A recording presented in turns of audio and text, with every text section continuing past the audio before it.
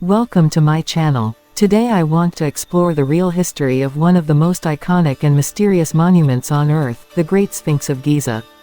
This is not a story of myths, legends, or modern fantasies, but a careful examination of what history, archaeology, geology, and ancient records reveal about this incredible structure.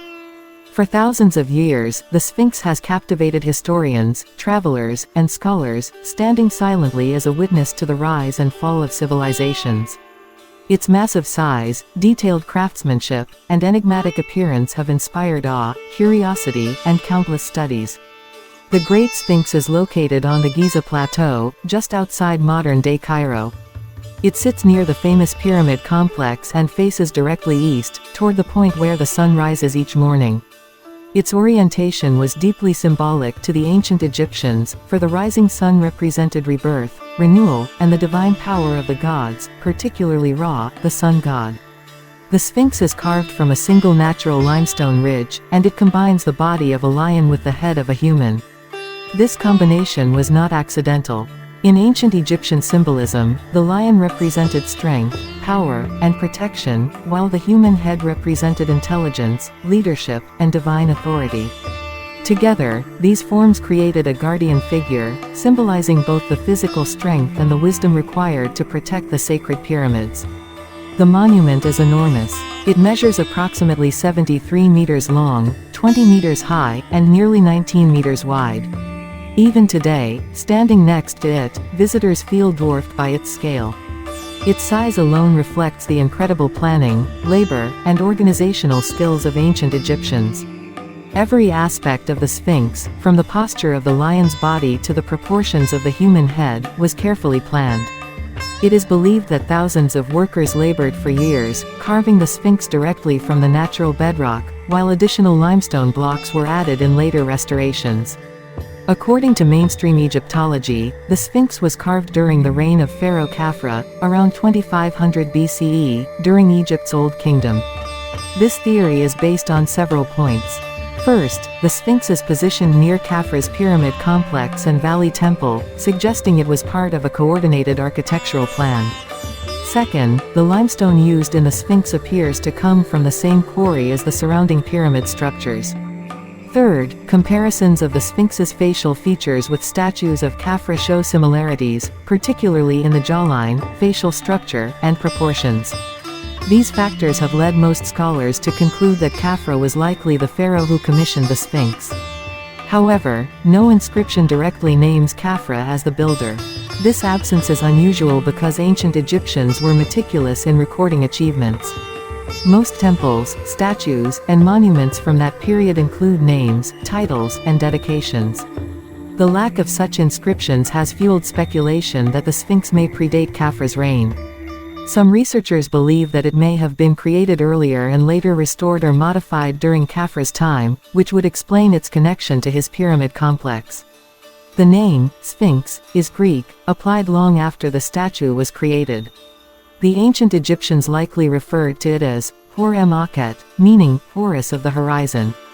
For them, the Sphinx was not merely a statue but a sacred guardian, a divine figure overseeing the necropolis and greeting the sun each morning. Its religious significance was immense, symbolizing the eternal protection of the pharaoh's burial grounds and the connection between the king and the gods. One of the most debated aspects of the Sphinx is the erosion. Visible on its body, the vertical grooves and rounded edges have led some geologists to suggest that heavy rainfall caused water erosion over thousands of years. This is significant because Egypt has been largely dry for at least the last 4,500 years. If water erosion played a major role, the Sphinx could be much older than previously believed, potentially predating the pyramids by thousands of years. Mainstream Egyptologists argue that wind, sand, and salt crystallization in the limestone can account for the erosion, and that the Sphinx fits within the known architectural timeline of the Old Kingdom. The debate continues, making the Sphinx a subject of ongoing research and fascination. The missing nose of the Sphinx has been the source of much speculation. Contrary to popular myths that claim Napoleon's soldiers destroyed it, drawings from before Napoleon's expedition already show the Sphinx without a nose. Evidence points to deliberate destruction in the medieval period by a religious figure opposed to idol worship.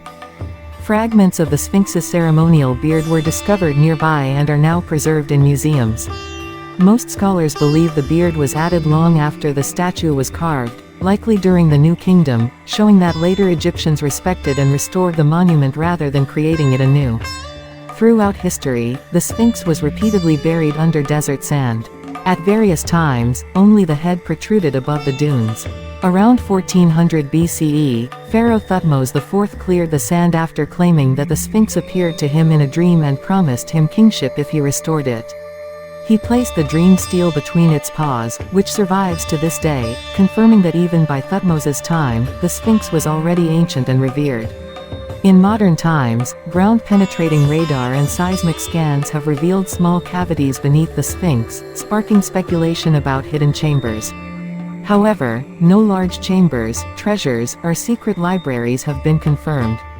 Excavations are tightly controlled to prevent damage and preserve the integrity of the monument.